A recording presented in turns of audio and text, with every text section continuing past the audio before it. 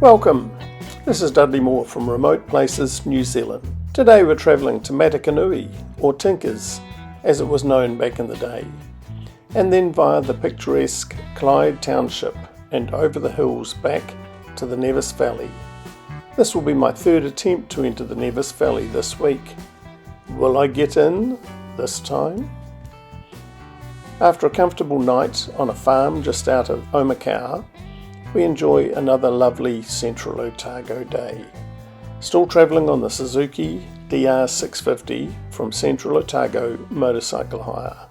Arrow straight roads take us back to the Dunstan Mountains, where we arrive at Quincas. It lies nestled under the Dunstan Mountains, less than 1 hour's drive from Alexandra, north towards St Bathans.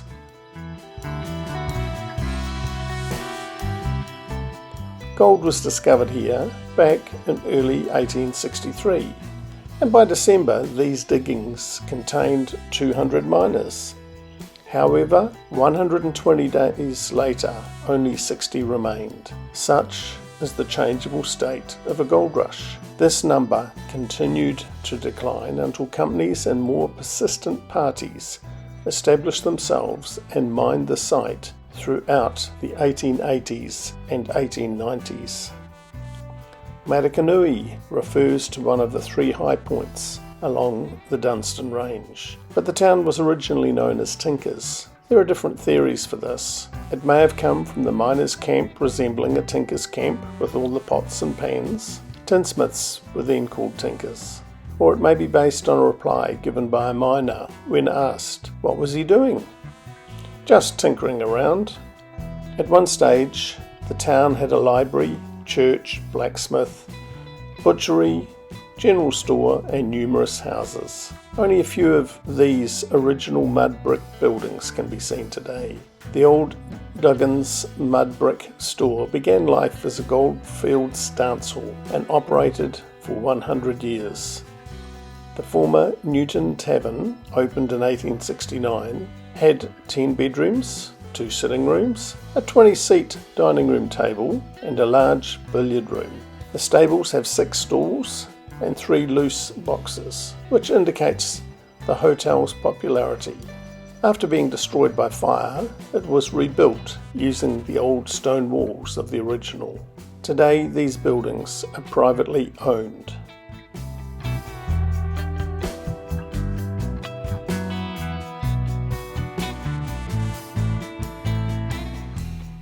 At the base of the hills, we see clear evidence of mine activity over a large area and the pastoral farming activity surrounding it.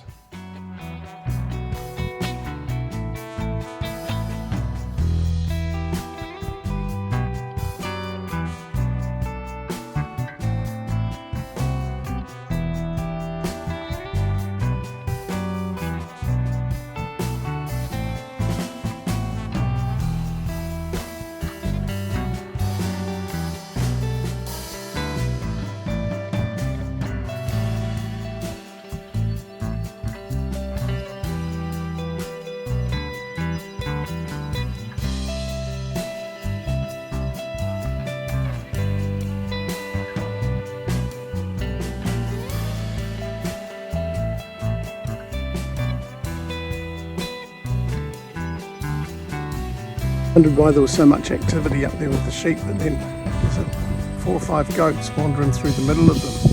I don't know if you'll pick it up.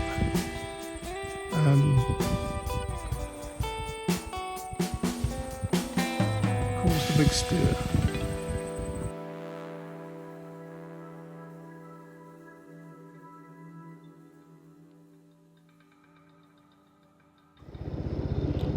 Soon we head south, enjoying the varying pastoral scenes.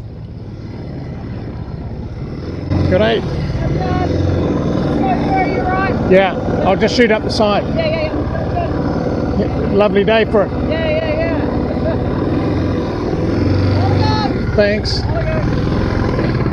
Whoops, lazy.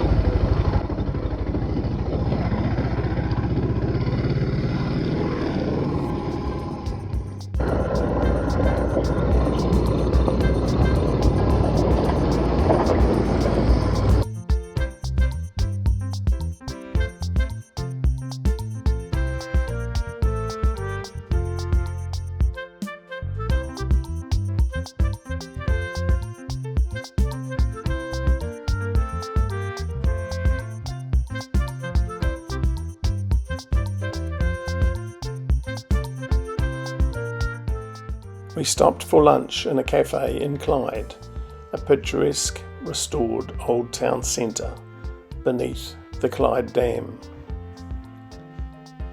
After which it's down and over the Clutha River and up the many turns of the Hawthorn Road, stopping at the Clyde Lookout.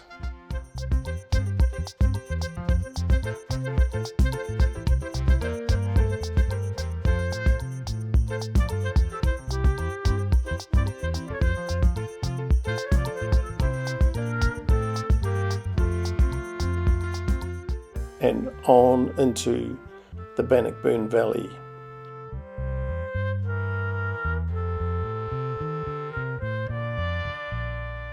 I'm constantly amazed at the hidden farming activity revealed when you get off the state highways of New Zealand. Even here, along what at times is a narrow, rock-strewn track, we turn the corner and see irrigated, productive farms flourishing.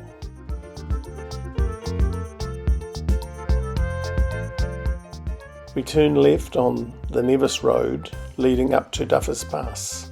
Today it is dry, so there's no mud or slipping sideways like on the earlier trips a few days ago.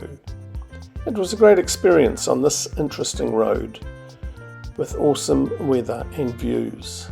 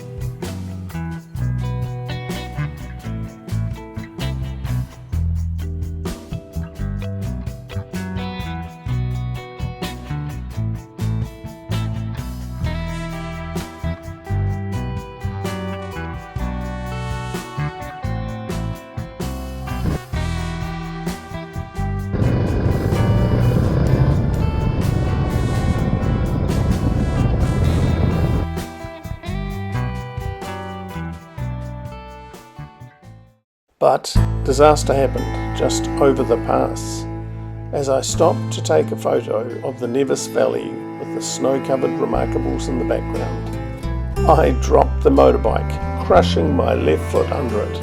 Trapped, face down on the road, I could only move my hands. As if I attempted to lift my body, the way the foot was trapped, it sent excruciating pain up my leg. There was very little traffic on this road. I had seen no one so far today. However, I knew two guys on touring mountain bikes were 2 or 3 hours behind me, so no need to activate my PLB, as the worst case scenario was a few hours face down with a close-up view of the gravel road. Fortunately, I could just reach the bottom handlebar, and by inserting and rotating my left gloved hand, I lifted the front of the bike 100mm, reducing the pressure on my foot. This allowed me to turn it, then I could get on my knees, lift the bike and escape.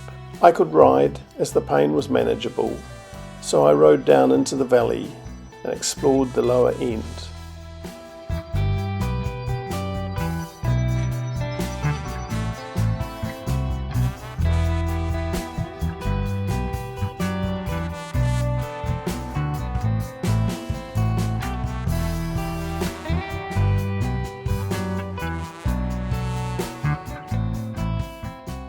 Ben Nevis Station and the settlement of Lower Nevis have to be hard places to experience winter.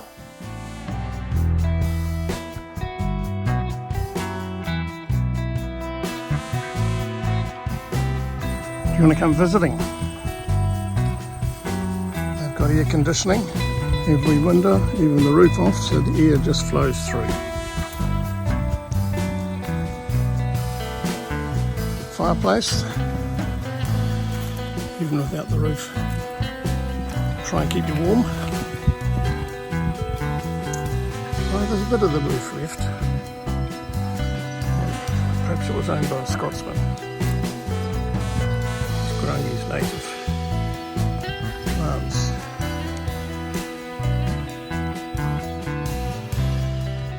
but it looks like the stock is well looked after with ample winter food supplies. The Valley Dead Centre is a pretty bleak place, and many stories of valley identities are likely to have been carried to the grave with their remains.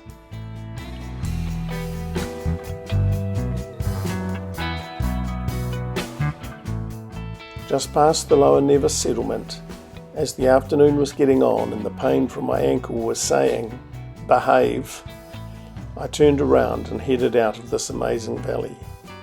It has an interesting gold history and is still farmed today.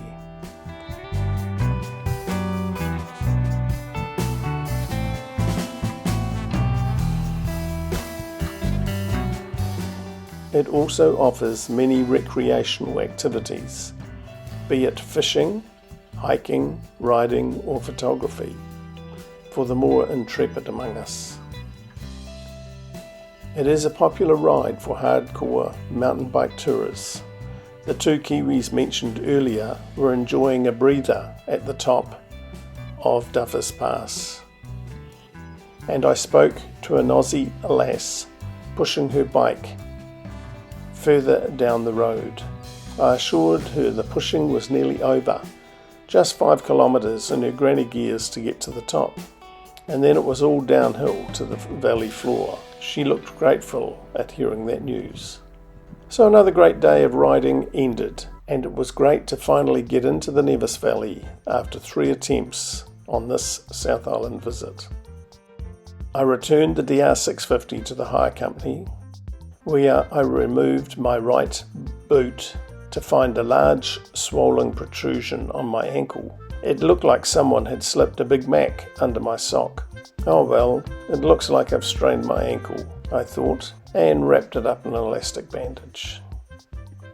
3 days later, after the insistence of a medical friend, I went to have it looked at in Queenstown, and an X-ray revealed a fractured fibula, so I was placed on restricted activities for 12 weeks.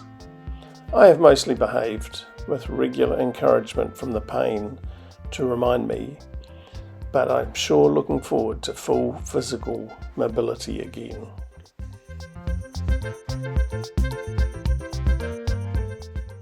I trust you've enjoyed this video and recognise that we live in a special place here in New Zealand.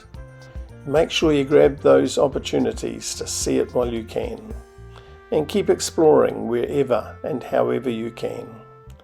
Take time to consider what you're looking at. Thank you, Dudley Moore from Remote Places, NZ. Please subscribe and give us a thumbs up.